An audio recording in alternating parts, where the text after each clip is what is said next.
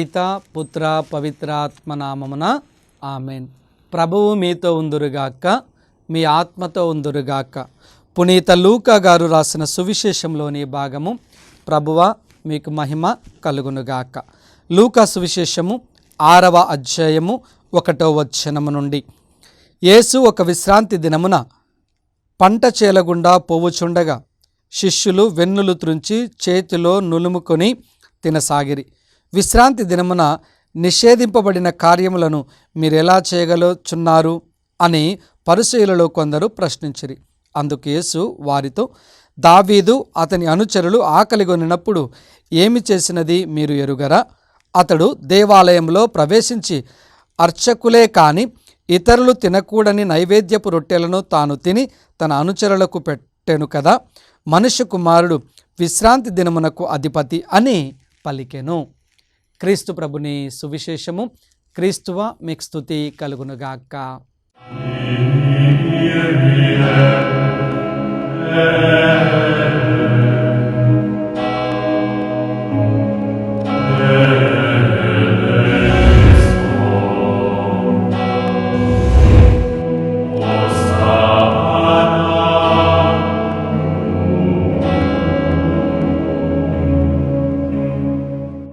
Praise the lord. Hallelujah, hallelujah, praise the lord. దేవుని ప్రియ సహోదరి సహోదరులారా, దివ్యవాణి వీక్షిస్తున్నటువంటి విశ్వాసులారా, అందరూ బాగున్నారా? బాగున్న వారమందరము కూడా చేయి పైకి లేపి ప్రభువుని స్తుతించుదామా? హల్లెలూయా, ప్రైజ్ ది లార్డ్, హల్లెలూయా. ప్రియ స్నేహితులారా, ఈరోజున మనము లూకా సువిశేషము 6వ అధ్యాయాన్ని ధ్యానించుకోబోతున్నాం. ఈ 6వ అధ్యాయంలో మొదటి 2 భాగాలు కూడా దేనిని గురించి మనకు నేర్పిస్తున్నాయి అంటే విశ్రాంతి దినమును గురించి మనకు నేర్పిస్తూ ఉన్నాయి. విశ్రాంతి దినమున మనము ఎలా ఉండాలి అనే దానిని ప్రభువు ఈరోజున మనకు క్లుప్తముగా తెలియపరుస్తూ ఉన్నారు. ధర్మశాస్త్ర బోధకులు పరిసయ్యులు విశ్రాంతి దినమును చాలా ఖచ్చితంగా పాటించేవారు అన్నట్లుగా మనం చూస్తూ ఉంటాం. ఏ పని చేయకుండా ప్రభువులో ఉండేవారిగా ఉంటున్నారు అని గమనిస్తూ ఉంటా. అయితే ఒక రోజున విశ్రాంతి దినమున యేసు ప్రభువు తన శిష్యులు ప్రయాణమైపోచుండగా ఆ పొలాల మధ్యలో ప్రయాణమవుతూ ఉండగా శిష్యులు ఏం చేశారు? పాపం ఆకలిగా ఉన్నారు కావచ్చు. అందుకే ఏం చేశారంట, వారు కొన్ని వెన్నులు త్రెంచి, మేబీ గోధుమ గింజలేమో, వాటిని తెంచి ఏం చేస్తున్నారు? ఈ విధముగా నురుపుతూ ఉన్నారు. నురిపి వాటిని భుజిస్తూ ఉన్నారు. ఎవరు గమనించారంట? పరిసయ్యులు లేదా ధర్మశాస్త్ర బోధకులు గమనించారంట. స్నేహితులారా, మనము కూడా వ్యవసాయం చేస్తూ ఉన్నప్పుడు, పంట పొలాలను పరీక్షించడానికి వెళ్ళినప్పుడు, ఆ కంకులు వచ్చినప్పుడు, ఆ యొక్క పంట పొలాల గట్ల మీద నడుస్తూ పోతూ ఉన్నప్పుడు వరి వెన్నో లేదా మొక్కజొన్న వెన్నో తెంపుతాం. లేదా వరి యొక్క వెన్ను తెంపినప్పుడు మనకు చాలా అర్థమవుతుంది, అది ఆ బియ్యము కరెక్ట్గా అయిందా, పక్వానికి వచ్చిందా రాలేదా అని తెలుసుకోవటానికి పెద్దవాళ్ళు, తాతలు, నాన్నలు ఏం చేసేవారు? ఆ వరి వెన్నెలు కొన్ని ఈ యొక్క అరచేతులు వేసుకొని ఇలా నురుపుతూ ఉండేవారు. అది తేలిగ్గా వచ్చేస్తుంది అనుకోండి, ఏమవుతుంది అంట, బాగా పండింది, ఆ పొట్టు తొందరగా వెళ్ళిపోతుంది అని భావించి కోతకు దగ్గరగా ఉంది అనుకుంటూ ఉండేవారు. ఇది మన యొక్క సాధారణ జీవితంలో వ్యవసాయదారులుగా చేస్తున్నటువంటి సందర్భం. అలాంటి సందర్భమే ఇక్కడ కూడా ఒక విశ్రాంతి దినమున జరుగుతూ ఉంది. ఇక్కడ ఎందుకు జరుగుతుంది? ఎందుకు వాళ్ళు నురిపారు అంటే పాపం వారికి ఆకలి అయింది. అంటే అందులో వ్యవసాయం చేసే శిష్యులు కూడా ఉన్నారు కావచ్చు. అందుకే వాళ్ళకి ఎలా నురుపాలో తెలుసును కావచ్చు. అందుకే నురిపి వారు ఏం చేశారంట? తిన్నారు.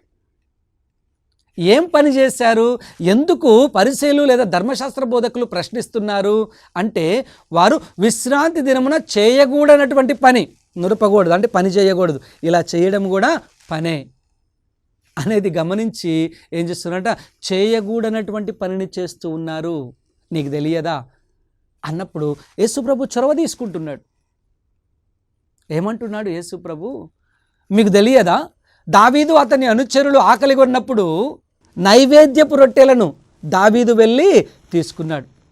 అర్చకుడు మాత్రమే చేయవలసిన పని, ఆ అర్చకుడు మాత్రమే మందసము దగ్గరికి వెళ్ళాల్సింది.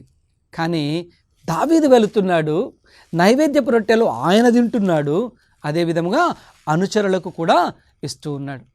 అప్పుడు ప్రశ్నించని అటువంటి వారు ఈ రోజున మీరు ఎలా ప్రశ్నిస్తూ ఉన్నారు?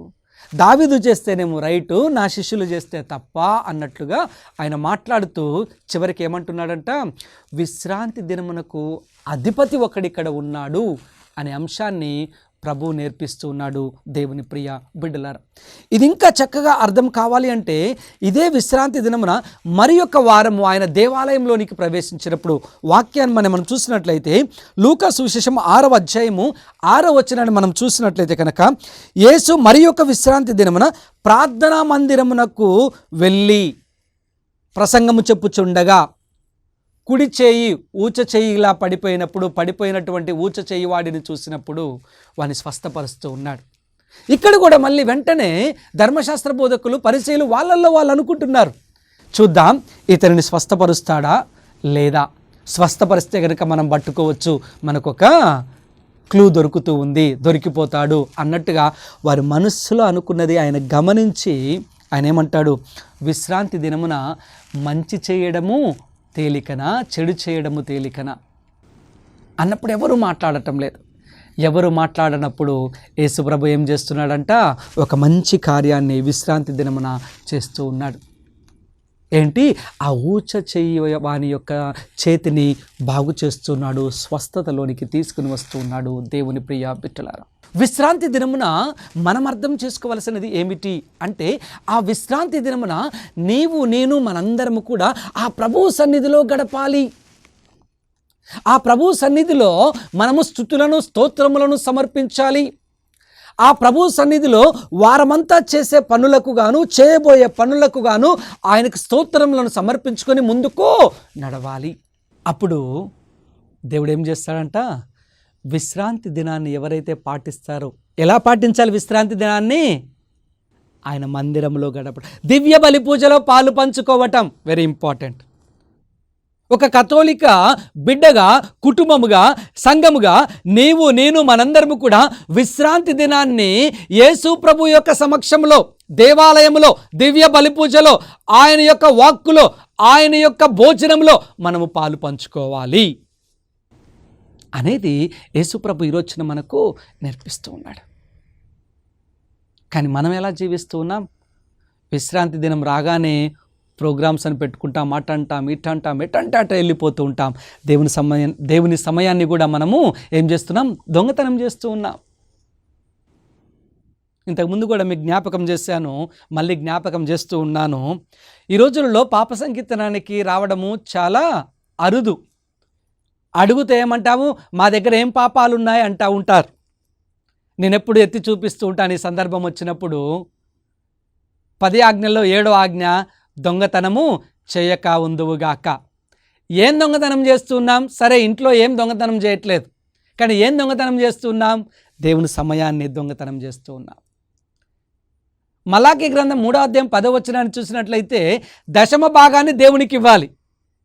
సరే, జీతాన్ని కొద్దిసేపు పక్కన పెడదాం. సమయంలో దశమ భాగం దేవునికి మనం ఇస్తూ ఉన్నామా? 24 గంటల్లో దశమ భాగం 10వ వంతు 2 గంటల 40 నిమిషాలు. ఈ 2 గంటల 40 నిమిషాలు దేవునికి నువ్వు ఇవ్వకపోయినట్లయితే నువ్వు దేవుని సమయాన్ని దొంగతనం చేస్తున్నావు. వెళ్ళి పాప సంకీర్తనంలో గురువు దగ్గర బయలుపరచు. దేవుని ప్రియ బిడ్డలారా, విశ్రాంతి దినమున ఆ రోజున ఏ పని చేయకూడదని ధర్మశాస్త్ర బోధకులు, పరిచయులు నిఘా వేశారు యేసుప్రభు మీద, యేసుప్రభు శిష్యుల మీద. ఈ రోజున ఇదే విశ్రాంతి దినమున మనలందరినీ ఏం చేయమంటున్నారు? దేవాలయంలో ప్రభు గడపమంటున్నాడు. ఆ తరువాత మీ కార్యక్రమాలను ఆశీర్వాదకరంగా ఉంటాయి అని ఆయన తెలియపరుస్తూ ఉన్నాడు. ఎన్నో సందర్భాలలో, ఎన్నో విషయాలలో మనము ముందుంటాం, కానీ ఆదివారం అప్పు పండుగ విషయంలో వెనుకంజ వేస్తూ ఉంటాం. ప్రభు దగ్గరికి రావాలి అంటే మనకు ఆ హృదయం, ఆ మనస్సు రాదు.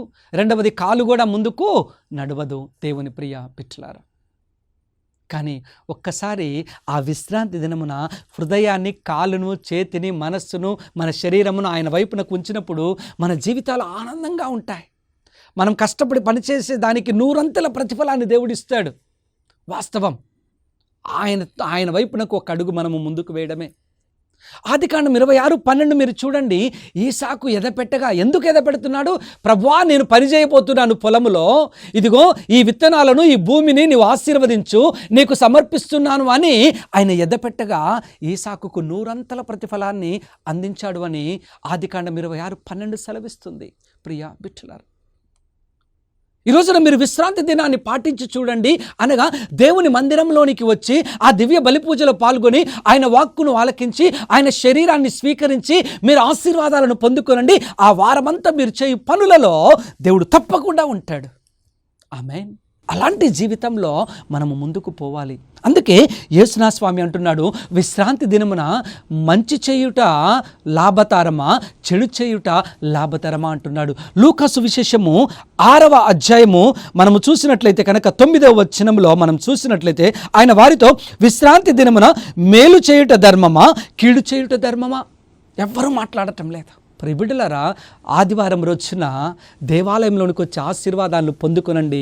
మేలైనటువంటి ఆశీర్వాదాలతో మీరు వారమంతా నింపబడతారు. అక్కడ ఎవ్వరూ మాట్లాడలేదు.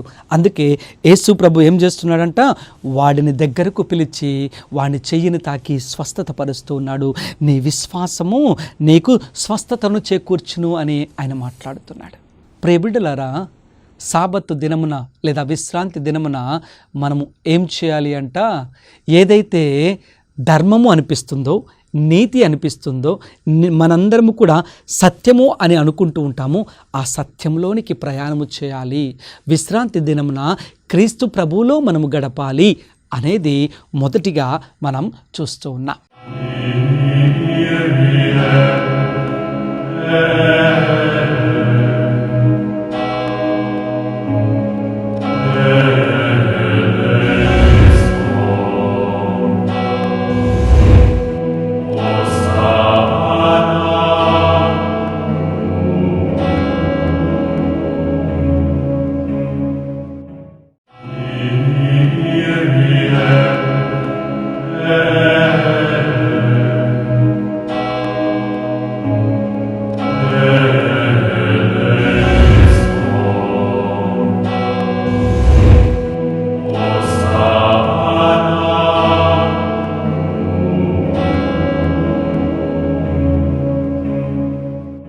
రెండవదిగా యేసునాథ స్వామి ఈ యొక్క ప్రార్థనా జీవితంను గమనించినట్లయితే కనుక, ఈ ప్రార్థనా జీవితంలో ఆయన వ్యక్తిగత ప్రార్థనలు అనేక సార్లు చేశాడు. ఈ లూకా సువిశేషం 6వ అధ్యాయంలో కూడా ఆయన వ్యక్తిగత ప్రార్థనను మరి ఒక్కసారి మనకు జ్ఞాపకం చేస్తూ ఉంది. లూకా సువిశేషము 6వ అధ్యాయము 12వ వచనాన్ని మనం చూసినట్లయితే, ఆ దినమున యేసు ప్రార్థన చేసుకొనుటకై కొండకు వెళ్ళెను, రాత్రి అంతయు దైవ ప్రార్థనలో మునిగి ఉండెను. రెండవ పరమరహస్యం. మొదటిది విశ్రాంతి దినం, రెండవది వ్యక్తిగత ప్రార్థన. ఒంటరిగా నీవు నీ దేవునితో ఐక్యం కావటం, నీ దేవుడు నీకు ఏమి బోధిస్తున్నాడో దానిని పొందుకోవటం, దానిని పొందుకొని ప్రజలకు బోధించటం. ప్రియా స్నేహితులారా, యేసునాథ స్వామి ఆయన ఒంటరిగా ఒక పర్వత ప్రాంతమునకు వెళ్ళి రాత్రి అంతయు దైవ ప్రార్థనలో గడిపి ఏం చేస్తున్నాడు, తిరిగి ప్రాతకాలమున కొండ దిగి వస్తూ ఉండగా 12 మంది శిష్యులను ఆయన ఎన్నుకుంటున్నాడు. ప్రతిదీ కూడా ప్రార్థనతో ప్రభువు ఆరంభించాడు, ప్రార్థనతో ముగిస్తూ ఉన్నాడు. తన శిష్యులను ఎన్నుకోవాలి అనేది కూడా ప్రార్థనలో తండ్రి దేవుడు ఏదైతే నియమించాడో, ఏదైతే ఇన్స్పిరేషన్ ఇచ్చారో, ఏదైతే చేయమంటున్నారో, ఎవరినైతే ఎన్నుకోమంటున్నారో వారిని మాత్రమే ఆయన పక్కకు పిలుస్తూ ఉన్నాడు. వారి పేర్లను పేరెత్తి పిలిచి వారికి అపోస్తులు అని పేరు పెడుతూ ఉన్నాడు. దేవుని ప్రియ బిడ్డల, చూడండి మీరు లూకా సువిశేషం 6వ అధ్యాయము 13వ వచనం చూసినట్లయితే, ప్రాతకాలమున తన శిష్యులను పిలిచి వారిలో 12 మందిని ఎన్నిక చేసి వారికి అపోస్తులు అని పేరు పెట్టిరి. శిష్యులు అనేక మంది ఉన్నారు, కానీ అపోస్తులు మాత్రము 12 మంది. ఎందుకు 12 మంది అంటే, తండ్రి దేవునితో ఆయన రాత్రంతా గడిపి ప్రార్థనలో గడిపి ఆయన ఎవరి పేర్లనైతే పిలుచుకోమన్నాడో వారిని మాత్రమే సపరేట్గా పిలుచుకొని వారిని అపోస్తులు అని పిలిచాడు దేవుని ప్రియ బిడ్డలారా. వారిలో ఎవరెవరు ఉన్నారో మనందరికీ తెలుసు. ఆ 12 మంది ఎవరో మనందరికీ తెలుసు. ఆ 12 మందిలో నీవు నేను కూడా ఈ ప్రస్తుత యుగంలో ఉండాలి అని కోరుకోవాలి దేవుని ప్రియ బిడ్డలారా. నీవు నేను శిష్యులుగా కాదు కానీ అపోస్తులుగా ఉండాలి, ఆత్మను పొందుకునే బిడ్డలుగా ఉండాలి. ఆయన యొక్క వాక్యం ద్వారా ప్రేరేపింపబడి ఆ ప్రేరేపింపబడిన దానిని చాటి చెప్పే బిడ్డలముగా ఉండటానికి నీవు నేను ముందడుగు వేయాలి దేవుని ప్రియ స్నేహితులారా. అలాంటి క్రైస్తవ జీవితాన్ని మనం జీవించాలి. ఎప్పుడైతే క్రీస్తు కోసము క్రీస్తు యొక్క మార్గాన్ని అనుసరిస్తూ ఉంటామో క్రీస్తు ప్రభువు మనల్ని గొప్పగా ఉపయోగించుకుంటారు. మన జీవితాలను మారుస్తాడు. మన కుటుంబాలను ఏం చేస్తాడు? ఆయన యొక్క విశ్వాసంలో కడతాడు. రెండవదిగా మనం చూస్తూ ఉన్నాం, ఆయన ఒంటరిగా ప్రార్థనకై తండ్రి దేవునితో ఏకీభవించటానికి పర్వతము మీదకు వెళ్ళెను అని మనం చూస్తూ ఉన్నాం. ఆయన శిష్యులను ఎన్నుకున్న తర్వాత కొన్ని బోధనలను మొదలుపెట్టాడు. ఇవే బోధనలు మనము ఎక్కడ చూస్తాం? మత్తయి సువిశేషం 5వ అధ్యాయం నుంచి 8వ అధ్యాయం వరకు మనం చూస్తాం. ఒక నీతిని ఆయన నేర్పిస్తూ ఉంటాడు, ధర్మాన్ని ఆయన నేర్పిస్తూ ఉంటాడు, న్యాయబద్ధమైనటువంటి జీవితాన్ని మీరు జీవించండి అని ఆయన నేర్పిస్తూ ఉంటాడు. అందుకే మత్తయి సువిశేషం 5వ అధ్యాయం నుండి 8వ అధ్యాయం వరకు ఏం పేరు పెట్టారు అంటే అష్టభాగ్యములు అని పేరు పెట్టారు. విలువ కలిగినటువంటివి, నీతి నియమములు కలిగినటువంటివి, ధర్మ మార్గంలో నడిచేటటువంటి మాటలను అక్కడ పొందుపరిచారు. ఆ పొందుపరిచినటువంటి వాటిలో నుంచే లూకా గారు తీసుకొని మనందరికీ మరి ఒక్కసారి అందిస్తూ ఉన్నారు. 3వ భాగము ఏమున్నది ఈ 3వ భాగంలో అంటే లూకా సువిశేషము 6వ అధ్యాయము 17వ వచనాన్ని నుంచి మనం చూసినట్లయితే కనుక, అటు పిమ్మట యేసు వారితో కూడా కొండ దిగి వచ్చి పెక్కుమంది అనుచరులతో మైదానమున నిలుచుండెను. యూదయ దేశమంతటి నుండి, యెరూషలేమంతటి నుండి, తూరు సిదోను అను సముద్ర తీరపు పట్టణముల నుండి ప్రజలు అనేకులు అచటకు వచ్చి ఉండిరి. వీరందరికీ ఏం బోధిస్తున్నాడు అంట? అష్టభాగ్యాలను మరి ఒక్కసారి జ్ఞాపకం చేస్తూ ఉన్నారు. ఏమున్నాయి అందులో అంటే టూకీగా మనం గమనించినట్లయితే లూకా 6:20లో మనం చూసినట్లయితే యేసు శిష్యులను చూసి ఇట్లు ఉపదేశింప ఆరంభించెను. పేదలకు మీరు ధన్యులు, దేవరాజ్యము వారిది. ఇప్పుడు ఆకలిగా ఉన్నవారు మీరు ధన్యులు, మీరు సంతృప్తి బడయుదురు. మనుష్య కుమారు నిమిత్తము మనుష్యులు మిమ్ము ద్వేషించి వెలివేసి నిందించి మీ పేరు చెడగొట్టినప్పుడు మీరు ధన్యులు అంటున్నారు. మొదటిగా ధన్యత్వ జీవితం. ఎప్పుడు ధన్యులం అవుతామంట మనము అంటే పేదవారిగా జీవిస్తూ ఉన్నప్పుడు, ఆకలిగొని జీవిస్తూ ఉన్నప్పుడు, లేదా శోకిస్తూ ఉన్నప్పుడు, లేదా ఆయన నిమిత్తము మనము నిందల పాలవుతున్నప్పుడు మనందరము ధన్యులమంట. ఎందుకంటే ఆయన రాజ్యం మనకు వస్తూ ఉంది, మనమందరము సంతృప్తి పడతాము, ఆయనలో ఆనందించగలుగుతాము. అదే విధముగా ఆయన యొక్క నీతి కిరీటంలో భాగస్థురాళ్ళము అవుతాము అనేది ఆయన తెలియపరుస్తున్నటువంటి గొప్ప సందేశము దేవుని ప్రియ బిడ్డలారా. అదే విధముగా ఒకవేళ ఆయన మాటలను ఆలకించకుండా పోయినట్లయితే ఏమంటున్నారంట? అయ్యో ధనికులారా, అయ్యో ఇప్పుడు కడుపు నిండా భోజనం చేసిన వారులారా, అయ్యో ప్రజలను హింసిస్తున్న వారులారా, మీరు ఇబ్బందుల పాలు అవుతారు అని లూకా 6:23 నుంచి 26 వచనాలు తెలియపరుస్తున్నాయి. ఇది 3వ భాగము. మొదటి భాగము విశ్రాంతి దినమును గురించి, 2వ భాగము వ్యక్తిగత ప్రార్థన, దేవునితో కలిసి ప్రార్థన, శిష్యుల ఎంపిక, 3వది అష్టభాగ్యాల్లోని కొన్ని పరమరహస్యాలను దేవాతి దేవుడు మనకు అందిస్తూ ఉన్నాడు. ఈ పరమరహస్యాలను లెక్క చేయకపోయినట్లయితే కనుక వారికి అనర్థము అని ప్రభువు తెలియపరుస్తున్నారు దేవుని ప్రియ బిడ్డలారా. ఈ అష్టభాగ్యాలలోనే మనము ముందుకు వెళ్ళినట్లయితే కనుక లూకా 6:27 నుంచి చూసినట్లయితే శత్రువులను ప్రేమించమంటున్నాడు. ఇది చాలా కష్టమైనటువంటి పని. కానీ ఆయనలో మనము మన జీవితాలను సమర్పించుకుంటూ పోయినట్లయితే ఏదో ఒక రోజున మన మనస్సు కరిగి శత్రువులను క్షమించే భాగ్యాన్ని దేవుడు మనకు, ఆ అనుగ్రహాన్ని అందిస్తాడు. శత్రువుని మనము ప్రేమించాలి అంట. అప్పుడే దేవుడు ఏం చేస్తాడు?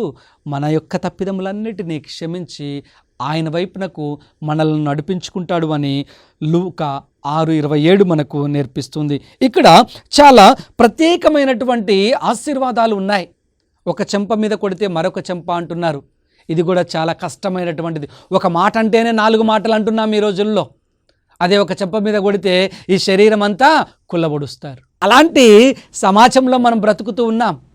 యేసుప్రభు యొక్క నీతి నియమాలను కలిగి జీవించే జీవితాన్ని ఈ రోజుల్లో ఎవరము జీవించలేకపోతూ ఉన్నాం. కానీ అలా జీవిస్తే మీరు ఆ నిత్య రాజ్యానికి దగ్గరగా ఉంటారు అని వాక్యం మనకు నేర్పిస్తూ ఉంది. దేవుని ప్రియ బిడ్డలారా, మనము ప్రేమించే వారినే ప్రేమించినట్లయితే ప్రయోజనం ఏమిటి? లూకా 6:32 మనం చూస్తాం. మనం ప్రేమించే వారినే ప్రేమిస్తే ప్రయోజనం ఏమిటి అంటూ ఉన్నాడు. మనకు తెలియనటువంటి వారిని కూడా మనం ఇష్టపడ్డప్పుడు దేవుడు ఏం చేస్తాడు? ఆశీర్వదిస్తాడు అని వాక్యం సెలవిస్తూ ఉంది. 4వదిగా లూకా సువిశేషం 6:37 మనం చూసినట్లయితే మనము ఇంకొకరికి తీర్పు తీర్చే బిడ్డలముగా ఉండాల్సిన అవసరం లేదు. ఆయన చూసుకుంటాడంతా. పరులకు నీవెలా తీర్పు చెప్తావు? మన కంటిలో నలుసును పెట్టుకొని ఇంకొకరిది ఎలా వెతికి చూపిస్తూ ఉంటావు? ముందుగా మన కంటిలో ఉన్నటువంటి సమస్యలన్నిటినీ పరిష్కరించుకుందాం. మనల్ని మనము చూసుకొని ఏ విధంగా మనము ఉన్నామో గమనించుకొని మనల్ని మనము మార్చుకొని ఎదుటివారిని మారవటానికి ముందుకొద్దాం.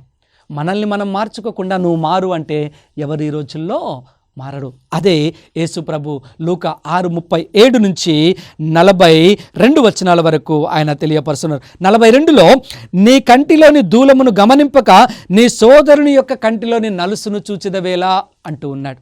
కాబట్టి మన జీవితాన్ని సరిచేసుకుని ఎదుటివారి జీవితాన్ని సరిచేయటానికి తరువాత ప్రయత్నం చేద్దాం దేవుని ప్రియ బిడ్డలారా. అదేవిధంగా చివరిగా 5వదిగా లూకా సువిశేషము 6:43 నుంచి 49 వరకు ఆయన మాట్లాడుతున్నటువంటి మాటలు మనందరము ఎలా ఉండాలి అంట, ఏ చెట్టు ఎలాంటి ఫలం ఇస్తుందో అలా ఎదగాలి అంటున్నాడు. మంచి చెట్టు మంచి ఫలాన్ని ఇస్తుంది, చెడు చెట్టు చెడు ఫలాన్ని ఇస్తుంది. మనందరము కూడా క్రీస్తు అనే రాయి మీద మన యొక్క జీవితాలను మన విశ్వాసాన్ని కట్టుకోవాలి. కానీ అవిశ్వాసము మీద ఇసుక మీద మనము రాతిని లేదా పునాదిని వేసుకోకూడదు. అబద్ధపు జీవితం మీద అసత్యము మీద మనము మన యొక్క జీవితాన్ని కట్టుకున్నట్లయితే ముందుగానే అది కూలిపోతుంది. కానీ క్రీస్తు అనే రాయి మీద మనం ఇల్లు కట్టుకున్నట్లయితే, మన విశ్వాసాన్ని బలపరుచుకున్నట్లయితే ఆ నిత్య రాజ్యంలో మనకంటూ స్థానాన్ని దేవుడు అందిస్తాడు అనేది ఆయన నేర్పిస్తున్నాడు. ఈ 5 అంశాలు లూకా 6లో చాలా గొప్పగా నేర్పిస్తూ ఉన్నాడు. ఈ 5 అంశాలను మన జీవితంలోనికి అనువదించుకొని మనము మన యొక్క విశ్వాసాన్ని క్రీస్తులో కట్టుకొని ఆ యొక్క క్రీస్తు రాజ్యం వైపునకు ప్రయాణము చేయాలి అని ప్రత్యేక విధముగా ప్రార్థన చేసుకుందాం. అందరం ఒక్క నిమిషం కళ్ళు మూసుకుందామా? నాతో ఏకీభవించి ప్రార్థన చేద్దాం. మహాపరిశుద్ధుడైన దేవా, ఈరోజున మమ్మల్ని అందరినీ కూడా విశ్వాసంలో నడిపిస్తూ విశ్రాంతి దినమును దేవుని యొక్క సన్నిధానంలో దివ్య బలి పూజలో ఆదివారము అప్పు పండుగ పూజలో పాల్గొని ప్రభు యొక్క వాక్యాన్ని ప్రభు యొక్క శరీరాన్ని స్వీకరించి నడవమంటూ ఉన్నా. విశ్రాంతి దినమున మేలు చేయటం ధర్మము అని నేర్పిస్తూ ఉన్నా. ప్రభువా, ఒంటరిగా ఏకాంతముగా ప్రభువుతో గడిపిన నీవు మమ్ములను కూడా ఏకాంతముగా నాలో గడపండి అని ఆహ్వానిస్తూ ఉన్నావు. నీ ప్రేరణను పొందుకొని ప్రభువా, మేము ముందుకు కొనసాగుతూ ఉండగా మా జీవితాలను సరిచేయమని ప్రార్థన చేయుచు ఉన్నాం. ప్రభువా, మేము మా శత్రువులను ప్రేమించే హృదయాన్ని సహృదయాన్ని మా అందరికీ అందించమని వేడుకుంటూ ఉన్నాం. ఈ రోజుల్లో ప్రభువా, ఈ యొక్క శత్రువును ప్రేమించటము ఎంత కష్టమో అయినా కానీ నీలో ఉంటే దానిని సులభతరము అవుతుంది అని గ్రహించి ఉన్నాం. నీలో ఉండి మా హృదయాలను నీ ప్రేమకు బద్దులను చేసి ఆ ప్రేమ ద్వారా ఇతరులను క్షమించే గుణాన్ని హృదయాన్ని మా అందరికీ దయచేయమని ప్రార్థన చేయుచున్నాం. ప్రభువా, పాత జీవితాన్ని వదిలిపెట్టి క్రొత్త జీవితంలో మంచిని ఇచ్చే బిడ్డలుగా మమ్మల్ని అందరినీ మలచమని నాయనా, నీ మీద మేము నీ విశ్వాసంలో మేము బలపడి నిత్య రాజ్యంలోనికి ప్రవేశించు అర్హతను మా అందరికీ దయచేయమని మా నాథుడైన క్రీస్తు ద్వారా వేడుకొనుచున్నాము. ఆమేన్. ప్రభువు మీతో ఉందురుగాక, మీ ఆత్మతో ఉందురుగాక. సర్వశక్తిగల సర్వేశ్వరుడు పిత పుత్ర పవిత్ర ఆత్మ మిమ్మందరినీ ఆశీర్వదించి కాచి కాపాడుదురుగాక. ఆమేన్.